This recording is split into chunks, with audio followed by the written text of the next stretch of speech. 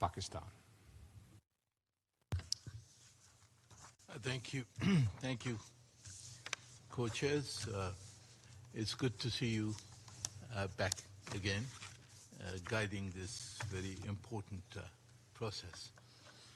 Pakistan aligns itself with the statement made by the permanent representative of Italy on behalf of the Uniting for Consensus group.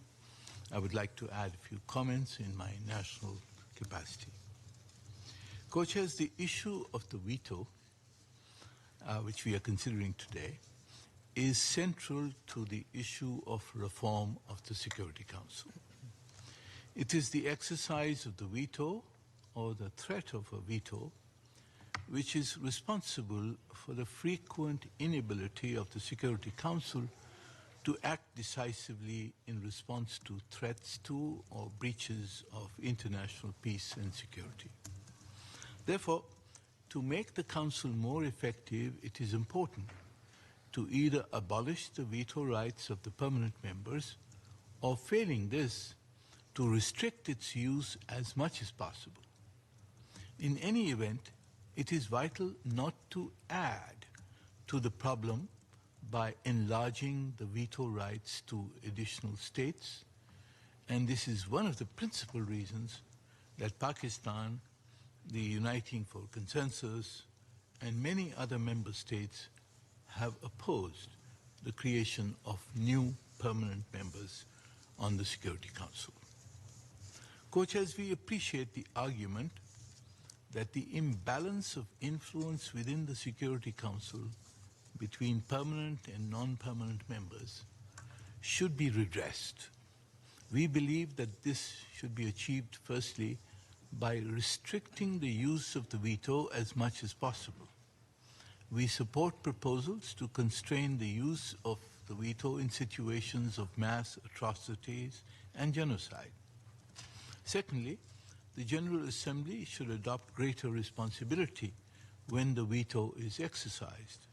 The veto initiative proposed by Liechtenstein and adopted by the Assembly is a welcome first step that enables the General Assembly to seek an explanation for the use of the veto. We can build on this initiative by requiring the Assembly to be obligated to, in fact, address itself to the issue on which a veto has been exercised. The influence of the P5 and their proclivity to use the veto could be constrained also by the addition of new non-permanent members to the Security Council.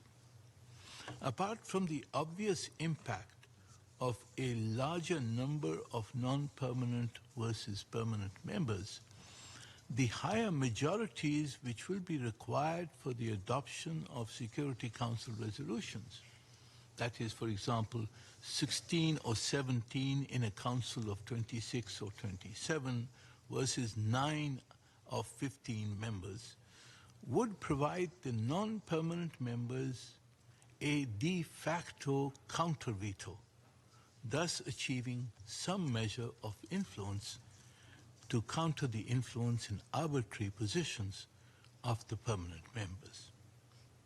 Another device to do so would be to legislate in the reform proposal that the adoption of resolutions relating to a particular region would require the unanimous support or perhaps a two-thirds majority support of the council members belonging to that region. Together with a higher number of members from each region in a reform proposal, such a requirement for regional support would go a long way towards redressing the historical injustice against Africa and the regions of the Global South. Co-chairs, nor are we averse to according greater rights of approval and disapproval to countries representing their respective regions. However, such rights cannot be claimed by individual states merely for their own national interests. Co-chairs, we are therefore pleased that the revised Common Elements paper, which you circulated after last year's IGN, incorporated some important convergences, and I would like to mention some of these. First, the importance of the regional approach. Second, agreement on the expansion of the non-permanent members of the Council. Third, the priority for Africa and other regional and cross-regional groups such as the SIDS, the Arab countries, and the OIC, which, by the way, besides Africa, all of these groups align with the regional approach to Security Council reform. Co-chairs, it is therefore important that this year's IGN meetings include a dedicated discussion of the regional approach, which I believe is presently missing from the program of meetings that have been circulated. Let me conclude, co-chairs, by reaffirming some evident and widely accepted propositions.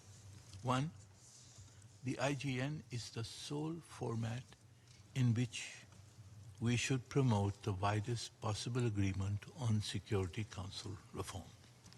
Two, we can commence so-called text-based negotiations only once we have convergence on all 5 clusters of Security Council reform. Without such convergence, a text will quickly lead to a deadlock in the IGN. 3, similarly, the formulation of a consolidated model for reform should be attempted only once there is visible and sufficient convergence on the 5 interlinked clusters. 4, any unilateral attempt to force through a proposal not evolved through the IGN process will lead to political division within the UN membership and derail the IGN and Security Council reform process. And 5, co-chairs, no artificial deadline can be set for the conclusion of the Security Council reform process.